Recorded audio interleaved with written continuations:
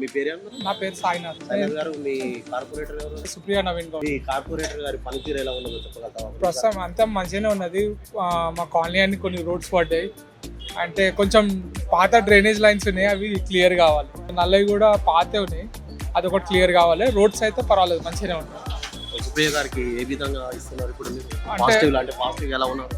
Positive అంటే out of 10 6-7 ఇస్తాను పని పట్ల అయితే. అంటే మీకు మీ వార్డులో దీర్ఘకాలికంగా ఉన్న సమస్యలు ఏంటి అంటే డ్రైనేజ్ సిస్టమ్ కానీ కుక్కల పెడతా కానీ ఎలా ఉన్నది? కుక్కలు అయితే చాలా ఉంటాయండి కాలనీలో, అవి ఒకటి క్లియర్ చేయాలి.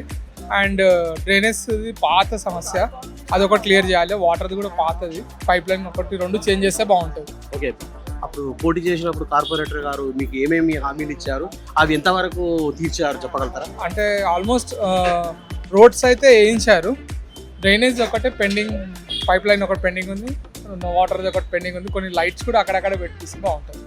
ఇప్పుడు మీ ద్వారా ఏం చెప్పదలుచుకున్నారు కార్పొరేటర్ అంటే? మీకు తీరని సమస్యలు ఏమన్నాయో చెప్పగలుగుతారా? తీరని సమస్యలు అంటే ఒకటి స్ట్రీట్ లైట్స్ ఒకటి వేయించాలి, పాత ఈ డ్రైనేజ్ లైన్స్ అవన్నీ తీయించి కొత్తగా వేయిస్తే బాగుంటుంది.